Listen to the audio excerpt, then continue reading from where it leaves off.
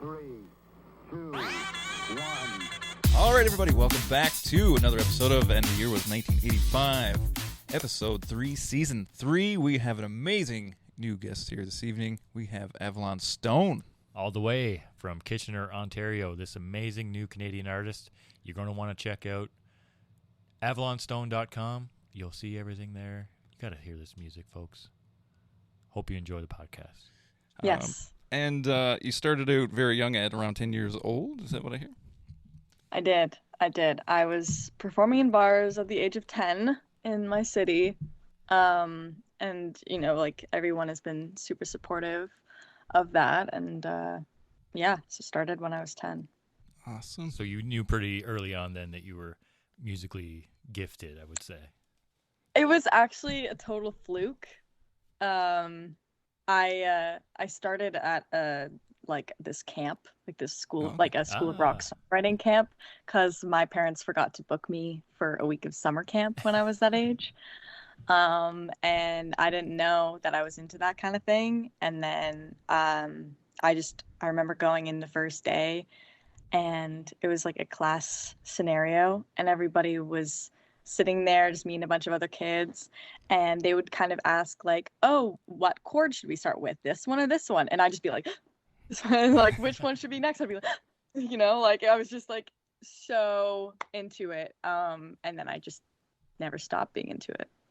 So you right away you knew that you wanted to play live, like, because I mean, I personally I have really bad stage fright, so like for someone that young of age to kind of, you know, take that leap so early on, I think that's I mean, I'm the same way. I'm the kind of person that has to be pushed or dragged into things, even though like I know that I want to do them, I just get scared.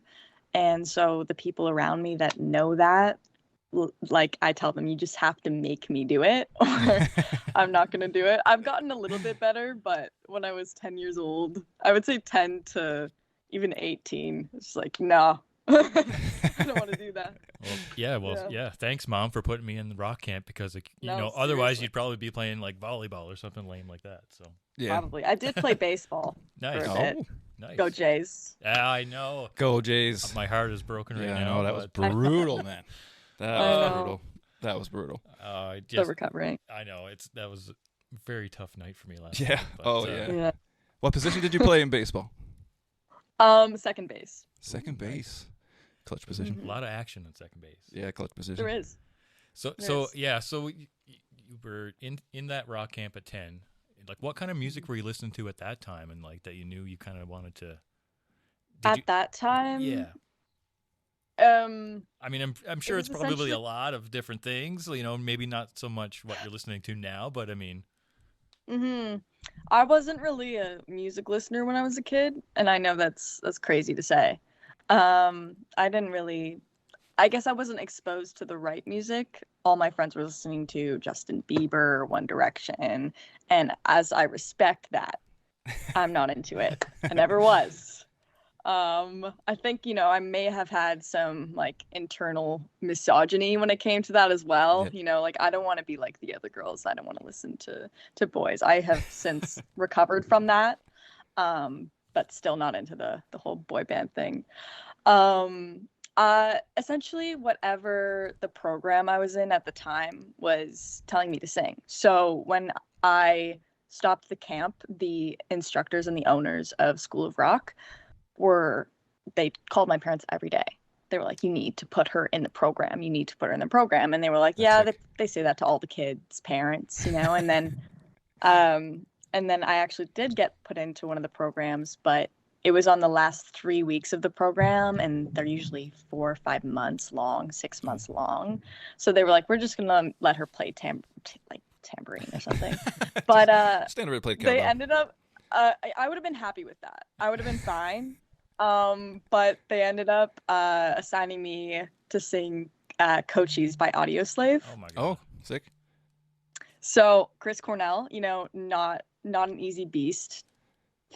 So that was crazy. And I instantly fell in love with Chris Cornell. I have loved his stuff ever since.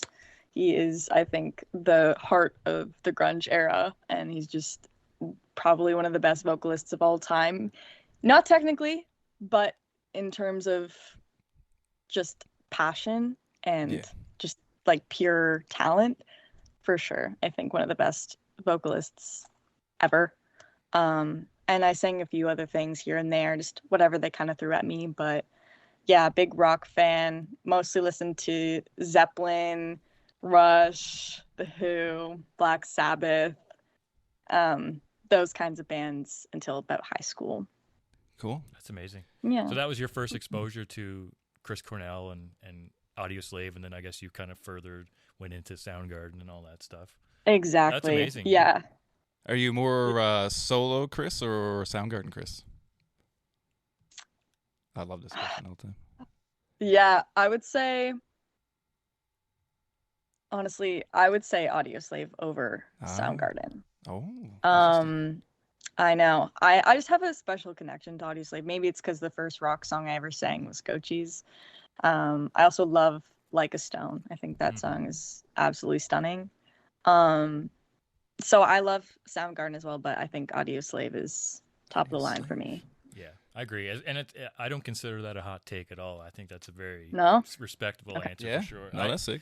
Like, I mean, he's got such a wide range too. I mean, even his like solo acoustic stuff, like nothing compares to you. That's you what know I mean? like. I like his I like like him and a guitar kind of thing. I love that. Like that's my favorite Like, Chris he Cornell. can, he can really do it all. Like whether it's just him solo or him with a full band. Yeah, he's definitely. Yeah, that really inspired me. Just his whole career inspired me because I was always in bands, just different bands. Growing up, I had this cover band, and I had like a couple other things here and there going on. But I always felt like I needed to also have that acoustic ballad, like singer-songwriter, just really mellow stuff. So then I started doing some of that stuff on my own, learned how to play guitar. And that's actually how I started writing my first few songs. While I was in these other bands, I was writing these songs on acoustic guitar, but I didn't know what they were supposed to sound like. Because I couldn't come up with it in my head on my own because I had always written with bands and stuff. And then I started showing them to people and they were like, these are grunge songs. Nice. These are grunge songs. And I was like, oh yeah. Well, it's like that. So then that's kind of what inspired Avalon Stone. Yeah, so it's like that little bit of subconscious kind of thing. Like you were exposed to that early on, and then of course that's kind of the direction that you kind of went into. Like exactly. I wanted to kind of ask too, like when did the guitar come into play, and how did like learning all that kind of when did that take place? I actually started by playing bass first, believe it or not. Cool. That was middle school because my music class had the option to play bass, and I didn't want to play saxophone anymore. So I decided that I would want to play bass because I was around bass growing up. So I was like, this is much cooler to me. It's not. But I don't know. I'm a bass player. I like bass.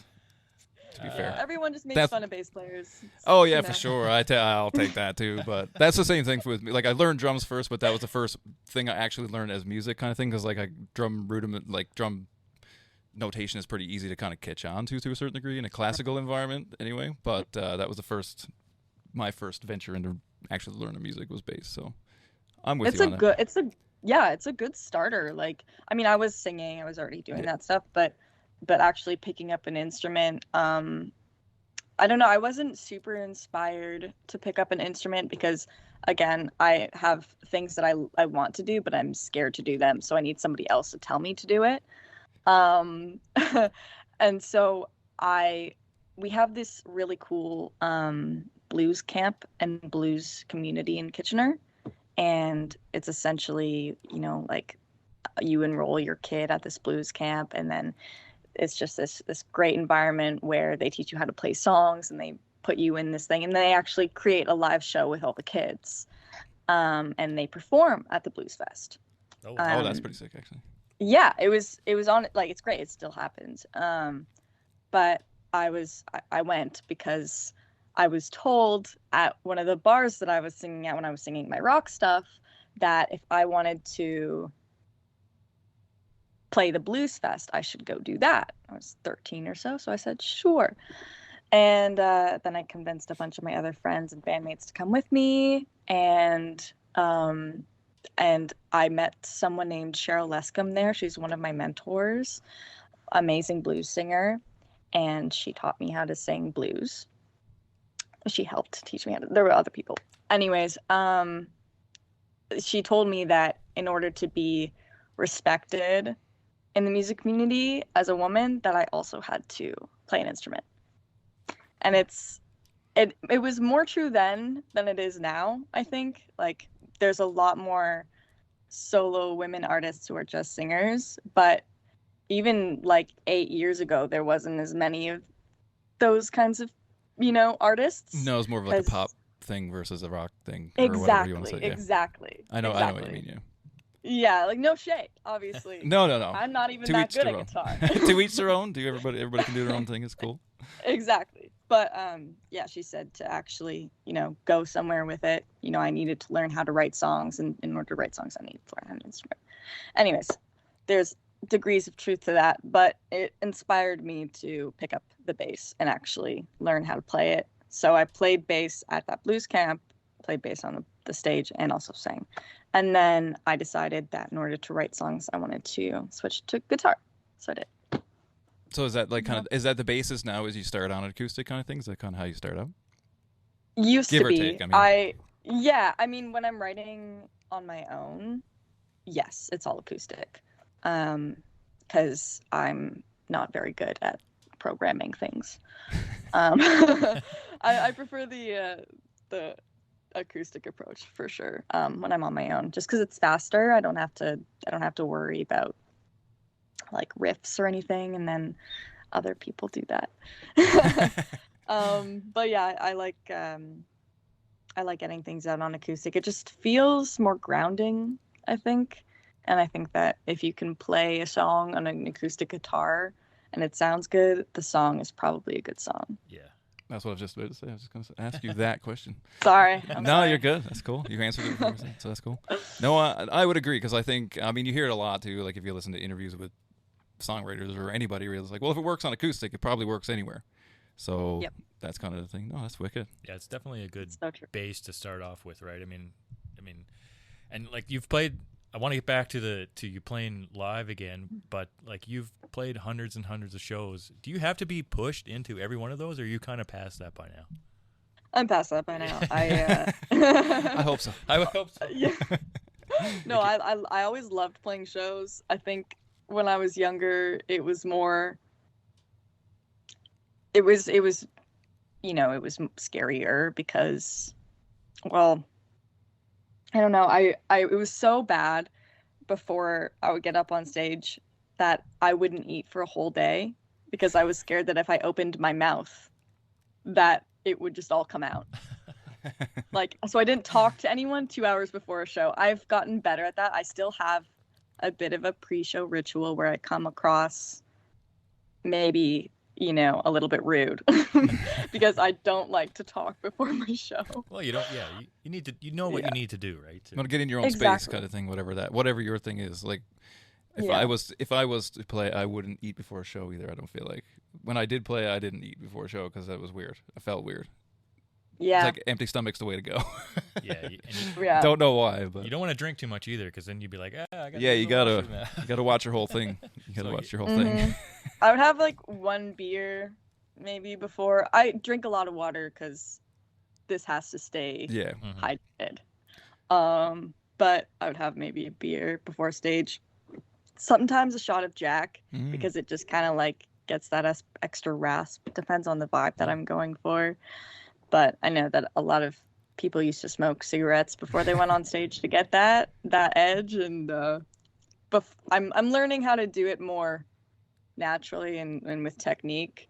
That's the more that's the like longevity way of doing that. I feel like because definitely, but there has to be a combination too. Yeah. Oh yeah. It is, yeah. Because there's some fun to having a cigarette and then go and singing the line or whatever. There's some fun to that. Well, I'm reading the Slash memoir biography right now, and the shit that they used to do before, during, and after a show. Like I think And they were pretty successful. yeah, but Worked out okay. Yeah, well, there's you know They had almost- some moments, almost but, I mean, dying a few times. Being like I mean, just- Flash has a pacemaker, so yeah, exactly right. So and he's had it for a while. yeah, so I think you're But I mean, you're on a better path than I hope so. I yeah. hope So taking care of yourself anyway. no, Yeah, that's a when it comes to smoother ride. health. Smoother ride for sure. Yeah, I make sure to eat well. I make sure to take care of my vocal cords. But sometimes before a show, you just need to get in the headspace of, Rock and being roll like show. edgy. Yeah, it's all like I go to the gym, I take care of myself, but it's not the right headspace to be in for a show for me. Yeah. I don't want to be the person that takes care of herself on show. Mhm. At a show, I want to be the person who doesn't take care of herself when I'm performing. I want to be the person that's hurting. I want to be the person that's struggling.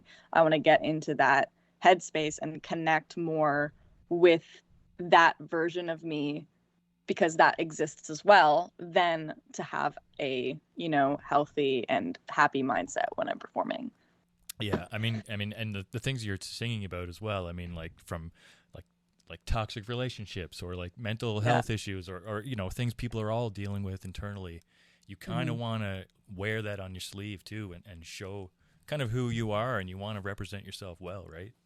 Exactly. Yes. Yeah. For me, I understand that everybody has different levels of who they are and different kind of sides to themselves.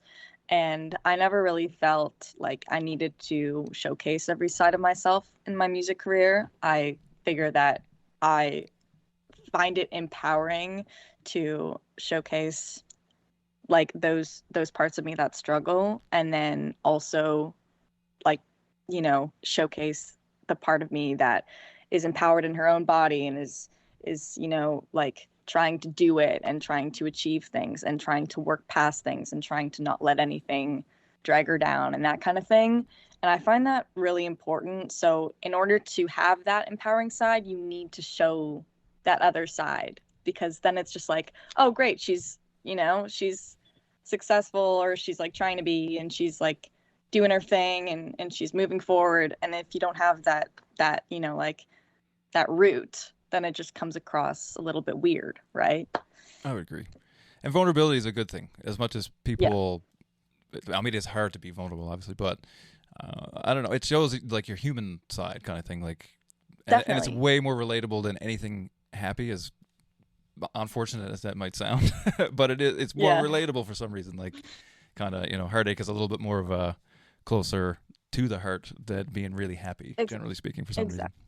It's very therapeutic, Yeah. being on stage, because those things are so real for me. All of those things that I write about, it's like I do not make anything up, you know what I mean? And I actually leave a lot out. So it's one of those things where I get up on stage and I'm like, okay, here's my soul, like take it if you want. So yeah, it's definitely not a persona in any regard. It's just a side that is really, really in there that needs to come out sometimes, Yeah. Well, how do you know when and where to draw that line and when to pull back and kind of, That's a great question. Honestly, whatever helps me get through a show. Like, sometimes I'll go up on stage, and if I'm having a rough day, if I actually focus on what I'm saying, I start to tear up. And like, if I really, really feel it, then I'll literally start to like, and I'm like, I'm singing, I have to get through the song. So then I have to dissociate a little bit, because, like these things are so powerful and they're so real to me. So that's kind of the line. Literally, if I can sing, then it's great.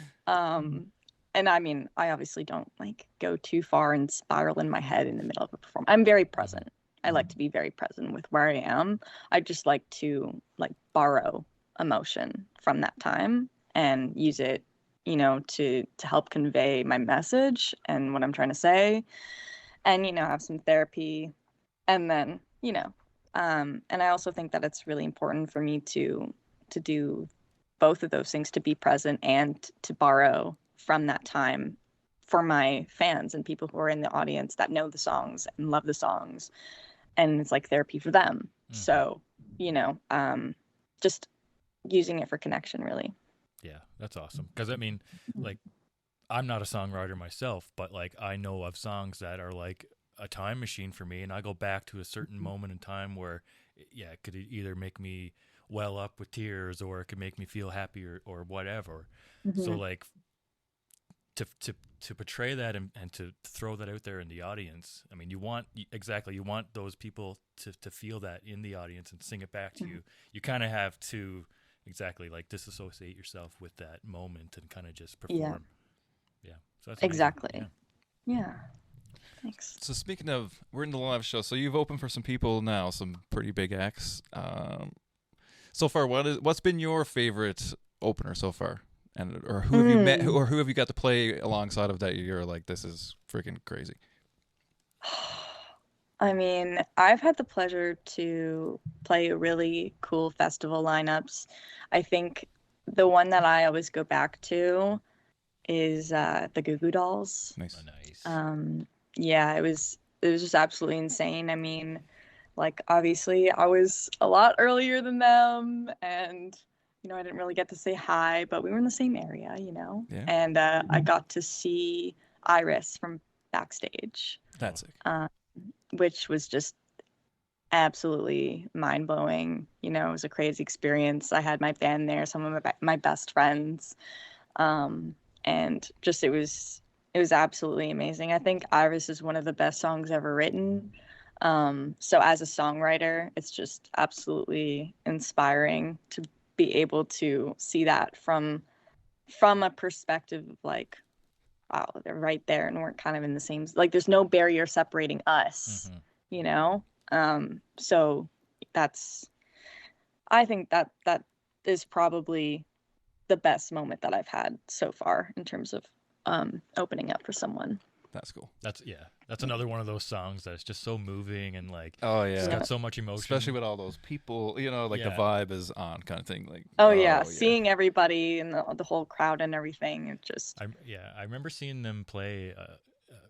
I have never seen them live, but I've seen a video of them playing, and it was like raining at the time. Yes, I think I've seen this like clip. One of the I'm pretty most sure I've seen this clip. Yeah, it's just like the most amazing moment, and everyone is just totally in the same like vibe. Like, it was just amazing. So yeah, it's awesome. Like, especially from that perspective, side stage and stuff is so cool. Like, I don't know, it looks different than looking at the stage, and I don't know, you're breathing the same air, you're standing on the same chunk of wood. Like, it's like, I don't know, you're in that moment. Like, you're in it. Like, it's crazy. It's cool. Yeah, I got to see all of their guitars that they were using backstage. They have a new guitar for every song. Oh my gosh. Wow. They used a pile of weird tunings and stuff, because Iris is in like a weird open tuning thing. It's a weird open tuning, yeah. So they probably need 35 guitars or whatever. Honestly, had so many guitars, and I was inspired by it. I just need to get more guitars. Yeah, getting a little gas, cool. Getting a little bit of gas going. Exactly. So we're on the instruments. So I've seen some clips of stuff, but like, what's your go-to live guitar these days, or guitars? I only use one right now. It's the John Petrucci Music Man guitar. It's Ernie Ball. It's a great guitar. I've had it for forever. Well, not forever. Since I started Avalon Stone, which was 3 years ago. I started. I wasn't performing yet, but I started like planning and writing and everything. And my parents got it for me for my birthday. Nice. They are very supportive. And I've just had it ever since. It's a beautiful guitar, and it sounds really nice, clean, and it sounds really good, heavy. So that's my go-to. That's a sick weapon. I'm not gonna lie. Yeah. Do you have any? That's the one. Do you have any that are maybe like you see in your future? Like, I kind of have this on my list. I want this. Yeah, I have a couple. I mean, I really enjoy looking at a guitar. So there's a few that I think are just absolutely amazing. I have expensive taste though. So don't we all? Yeah. Like, oh no, like what do I spend it on? 3 songs or a guitar, you know? There is that. You know? But no, there's one I'm looking at right now. I'm actually getting something custom made for me, Ooh. Oh, sick. but it's still under wraps. So we haven't finalized the deal yet. But yes, I'm having I'm gonna upgrade my collection, I Nice. think, soon. Okay. Yes. So no breaking news just yet. Not yet. Not yet. I'm sorry. I'm sorry. Just a I can tell you sneak though preview. that it's Canadian. Okay. Oh, I like Canadian that. brand. I like that. Yeah, it's a local Canadian brand, and they are amazing people. Nice. So Well, I like that. No, I'm Mhm. excited. Now I gotta wait for that. Yeah. Well. Now I gotta Yeah. buy another guitar. Yeah. yeah. Oh no. Oh no. Oh no. As always. No kidding. No kidding is right. Okay, Yeah. so like I said, we got some big news. You signed a little deal today. Mhm. Tell us a little bit about that and how all that came together. Yeah. Well, my manager Jeff Nedza. I've been working with him for quite a while. He wasn't officially my manager until this year, but he's been giving me advice and helping me out for a while. And he actually scouted me for this label when I was like 15. But he didn't reach out. He just Right. saved a video that I posted of I did a cover of Hole. I did Violet by Hole live. Oh, sick. Nice. When I was 15, and I was just somebody was doing a Nirvana cover band and they invited me to do a couple Hole songs. So I did. And yeah, I posted one, and yeah, he literally saved the video. I was 15 years old, and when we started, like, I had a meeting with him and he was like, I need to show you something. I was like, okay. And he pulls out his phone and it's a video of me from when I was 15. He's like, yeah, like I thought this was really cool and I wanted to check in on you later when you were, you know, doing your own thing. And so here we are. So That's pretty sick. yeah, Yeah, kind of full circle. wild. Full Amazing. circle, yeah. And he's just been you know, great and just there and great advice, and yeah, he's awesome. And he works at this label, Known Accomplice, and that's who I signed with. Nice. And yeah, it's a great team, and it's a small team, which is actually what I was looking for, because I'm cautiously optimistic about the industry, which I feel like everybody should be. Yeah, you should be. I Of course. mean- We've heard tons definitely of should be. horror stories about, you know, music Oh. industry and you know, Yeah. record companies and the such. So yeah, of Especially in the course. world of streaming, it's I don't even know, worse, better. I don't even know what to call it necessarily. It's like worse but better than you used to get, but not really.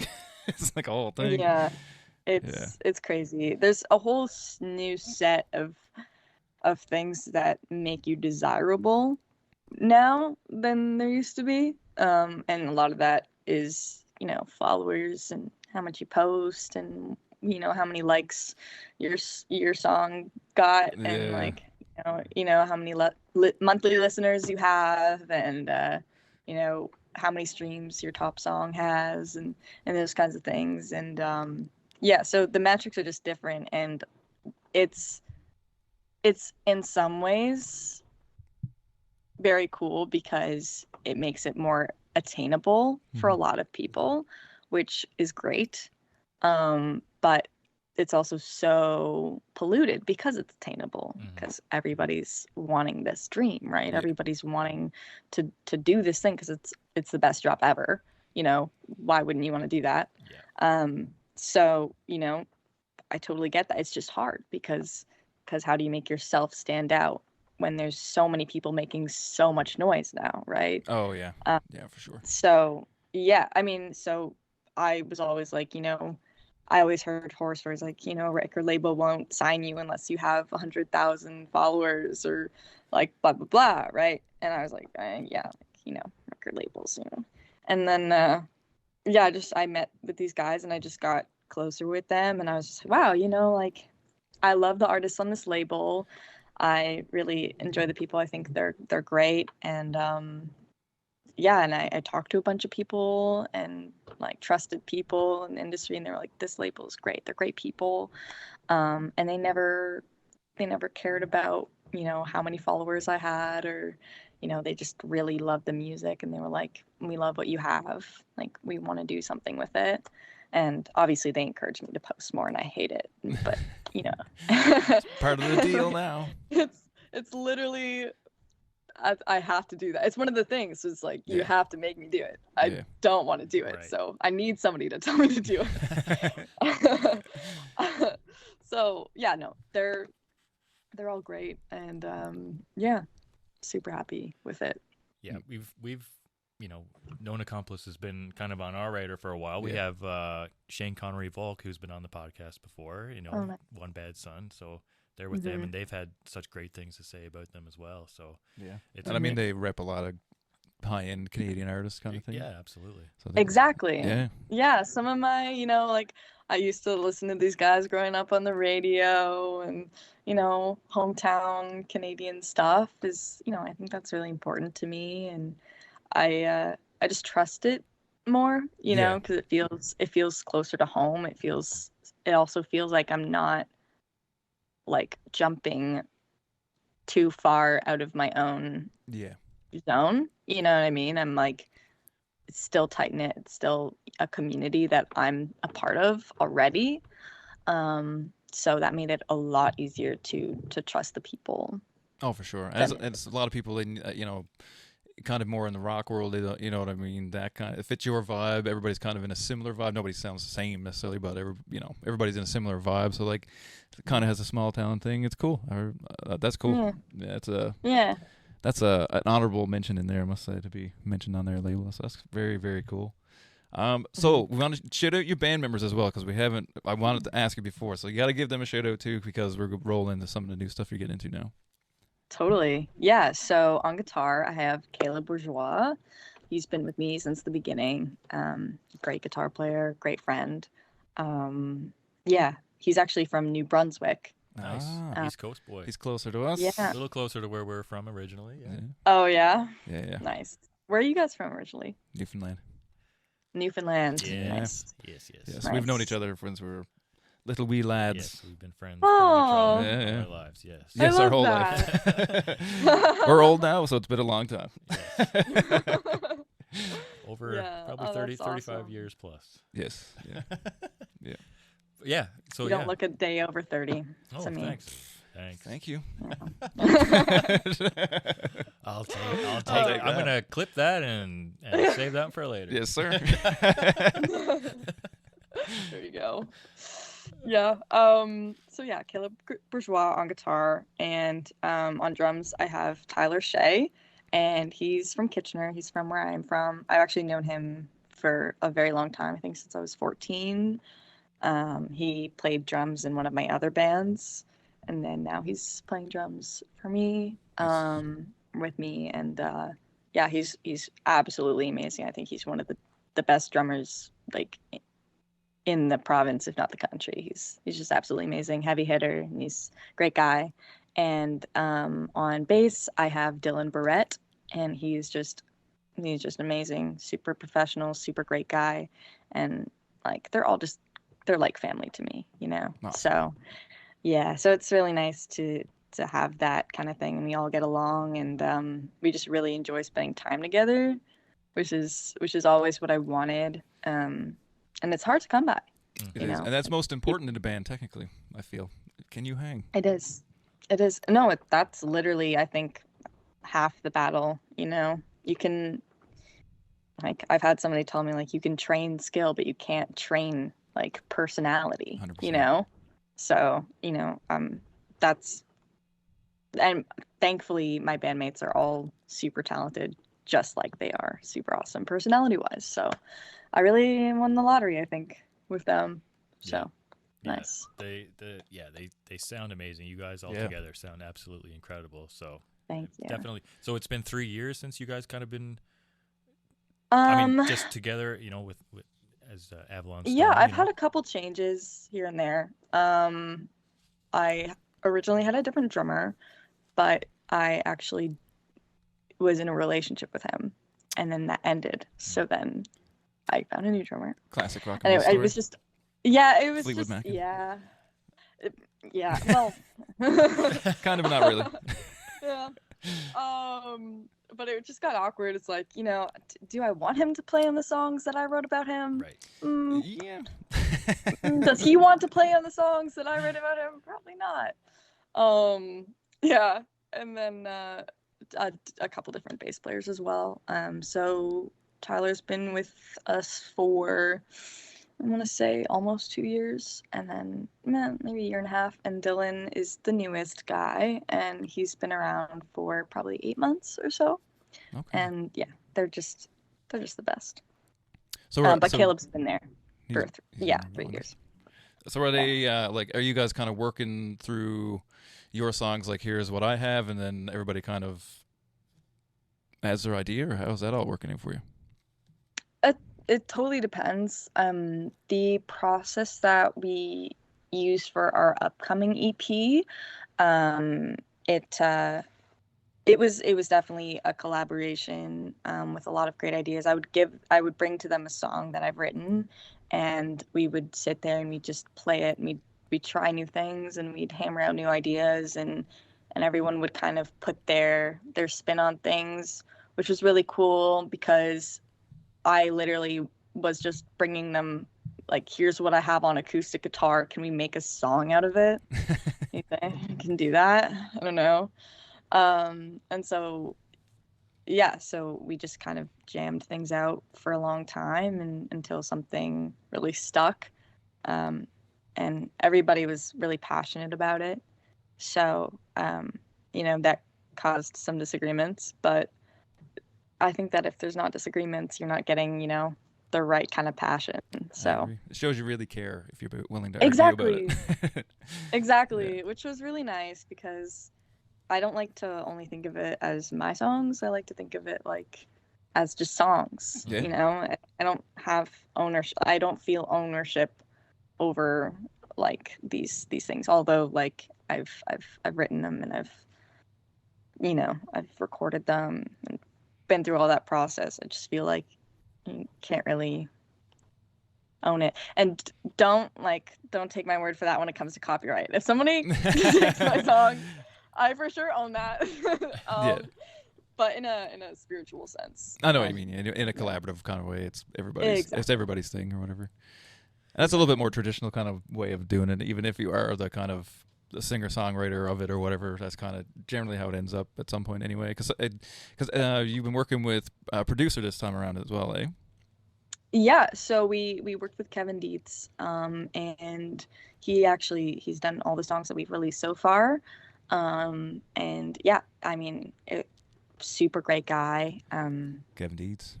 Absolutely. Yeah, Kevin Dietz. Yeah, he produced it. Yeah, he's awesome, and I feel so lucky that we got to work with him on these because I just love how they turned out. And then Chris Dimas, he mixed them, and he's the drummer of Bleecker, who is on Known Accomplice as well, and Yeah. he's amazing. He's so good as well. So I just feel really, really excited about the people that were involved in the process of this music because I just love it. I think it's such a step up from what I've released so far, and I feel like you can really hear the growth just with the expansion of the people involved and everything, and yeah. Yeah. No, that's awesome. So I guess I'll say if anybody doesn't know Kevin Dietz, you should go look him up. I mean, I know him from So working with many. Bottrell kind of thing. Yeah. Silverchair, Placebo, those kind of records or whatever. Kind of like a super hidden gem kind of thing. So people should just go on his website and check him out and see what he's worked on. He's incredible.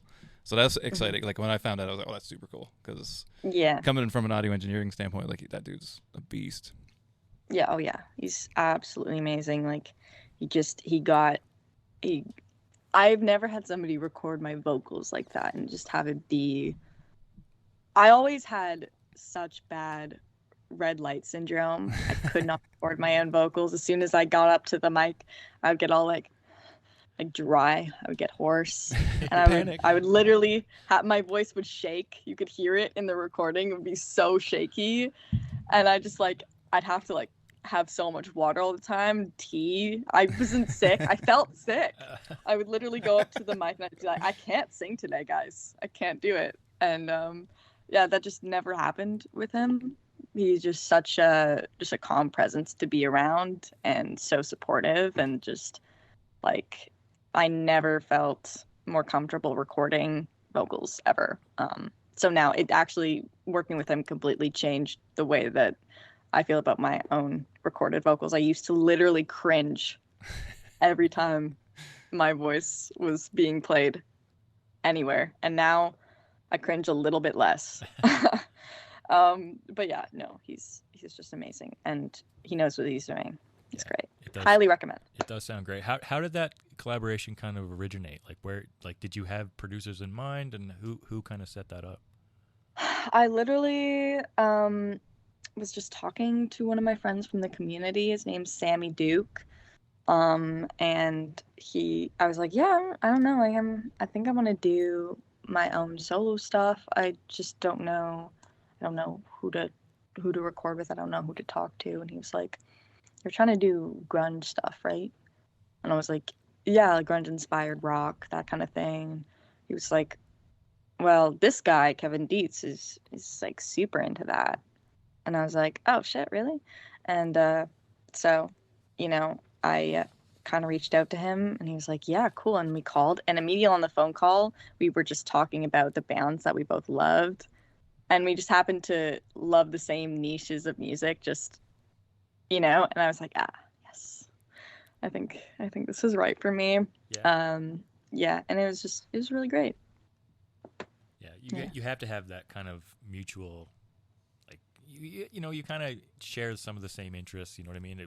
It does, I think, would help the project kind of grow, rather than if you guys, were just led on to someone from someone else, and then, if you didn't have really much in common, then it probably wouldn't work. It kind of works that way.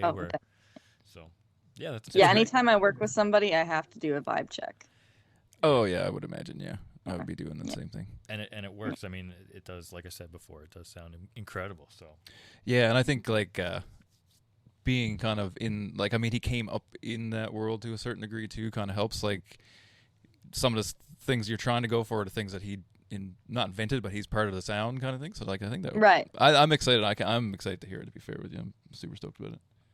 Yeah, I mean, this new EP, we explore different things than we've previously done. I have one song on the EP where there's like this breakdown at the end, and I just do this huge scream on it, and that's not something that I've done previously, because I mean, I was just kind of warming up into getting heavier.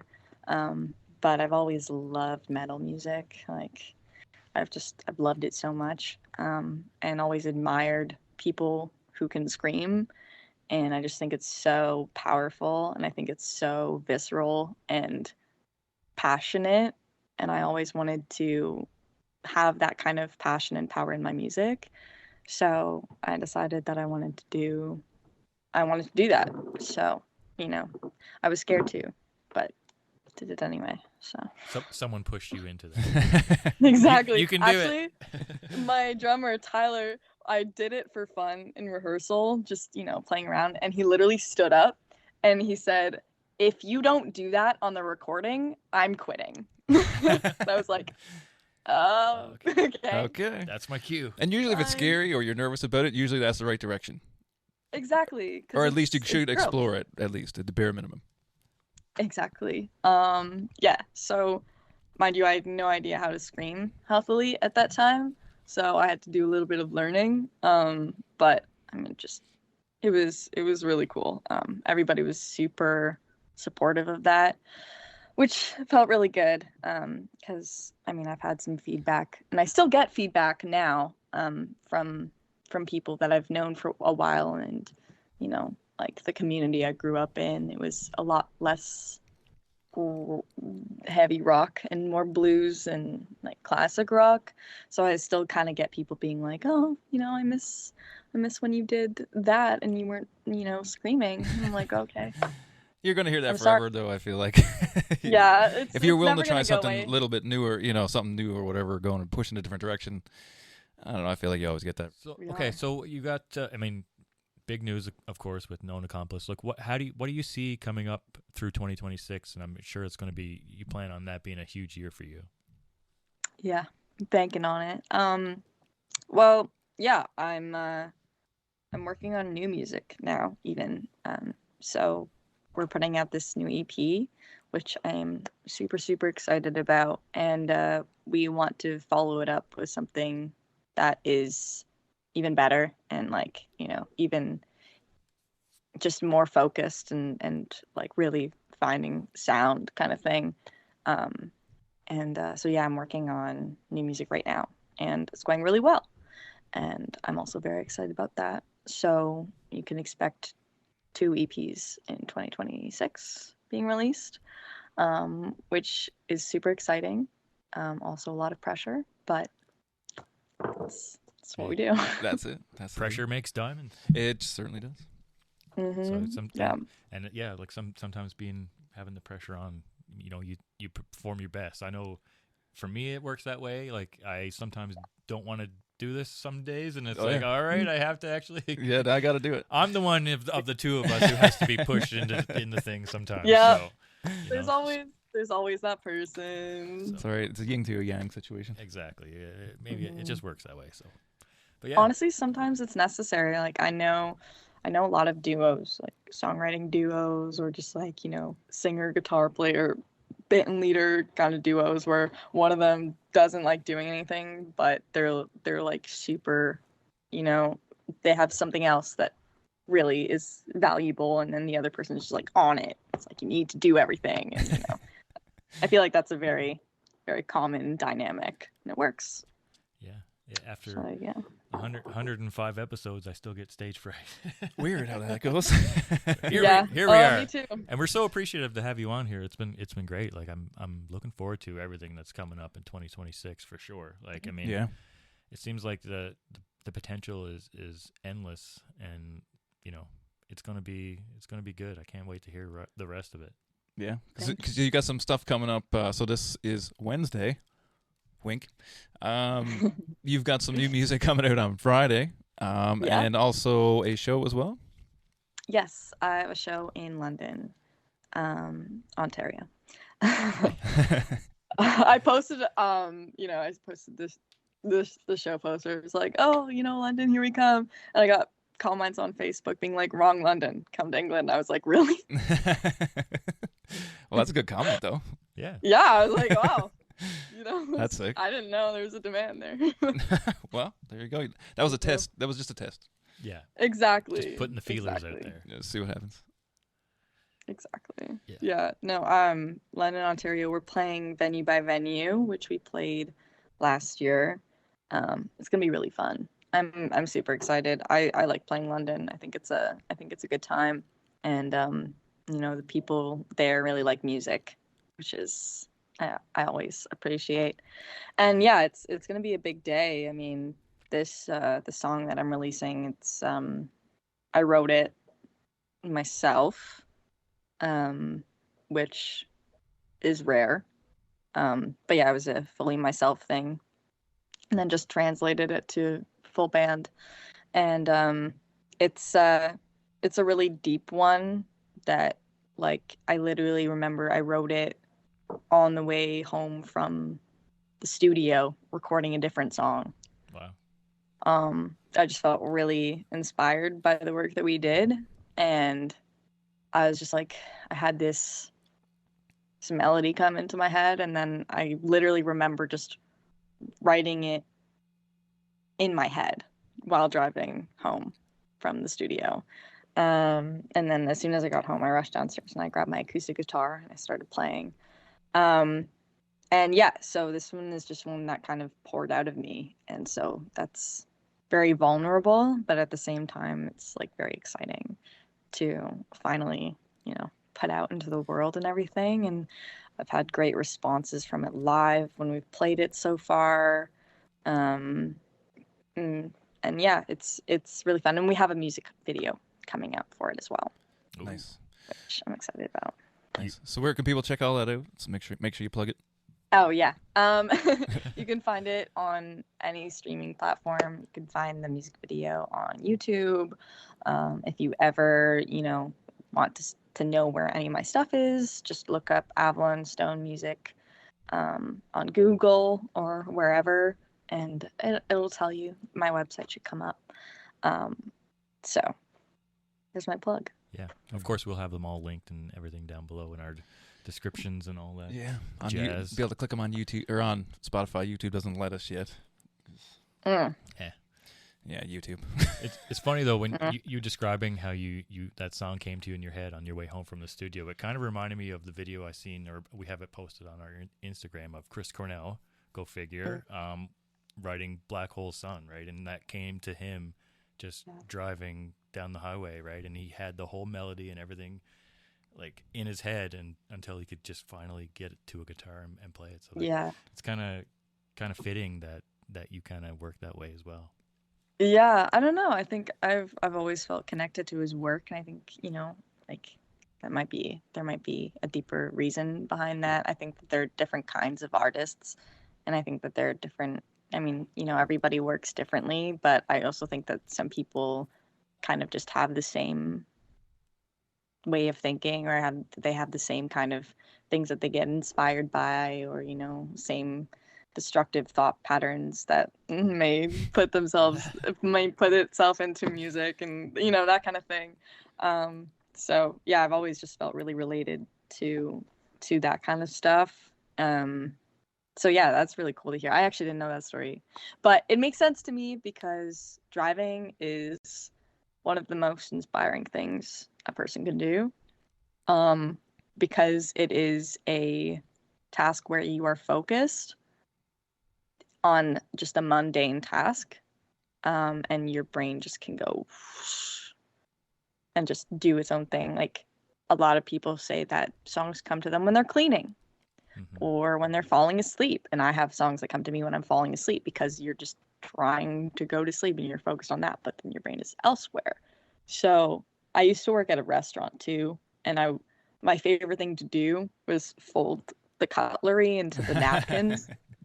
Because I would sit there and I would just do it for 30 minutes and not even register time going by, and just write something in my head. I'd go over to my phone, sing something to the voice notes, continue rolling, the cutlery, and it was very inspiring. So maybe I should clean more.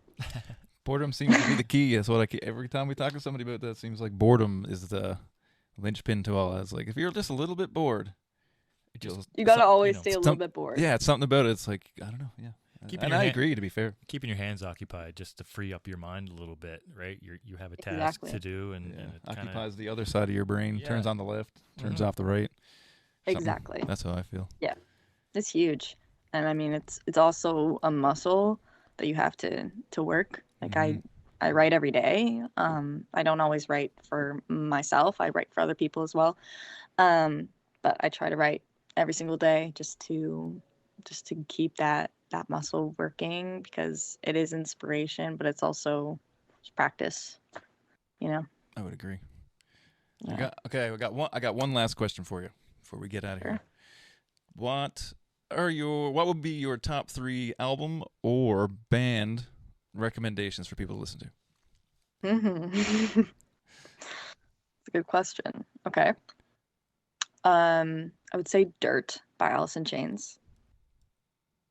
It's a very, very good album. You can hear basically Lane Staley's whole entire soul in that album, and he's known as the soul of grunge, and I think that is absolutely amazing. This is kind of a hot take. Silver Side Up by Nickelback. Hey. We got a supporter. Yeah. I don't necessarily disagree. I'll put it that way. It's an amazing album. I also like their later stuff, but I think that their their album, specifically Silver Side Up. I think that's their best album. It's very grunge influenced. It's very profound. It's like, it's heavy. I love that album. And for a newer album, I would say one that I've been really listening to a lot this past year is Keep Me Fed by The Warning. Nice. I like that. Yeah. I like Yeah. that. I super think that they are really cool. Yeah, I mean, I love that album. I think it's probably gonna be number one on my Spotify Wrapped this year. So yeah, yeah, I love that album. It's a great album. And Awesome. it's just super modern rock in a really digestible and fun and cool way, while also being meaningful. So Amazing. That's a good. Yeah. That's a really good pick. I haven't like gone crazy deep into it or anything, but I've got the album on my Spotify, and every time I see a live clip, it looks wicked. Like, Yeah. it just looks Oh, like a there's- good time. They sound wicked. Like, Yeah. Good Yeah, pick. I've seen them live a few times. They run in the same kind of circle as my boyfriend, so I've seen them backstage a couple times. So yeah, there's absolutely amazing. I think they're great, and I get compared to their music a lot. So I listen to them all the time because of that too. Because I also just, I'm interested to try and understand how people see me and how I should expand and like make myself stick out and stuff. Amazing. Yeah. So yeah. Awesome. Amazing. Avalon, Yeah. thank you so much for coming on here and talking to us. We appreciate for it, having and we're so excited to see you grow and yeah, like I said, the sky is the limit for you. So thank you so Thank you. much. Yeah. Thank you so much.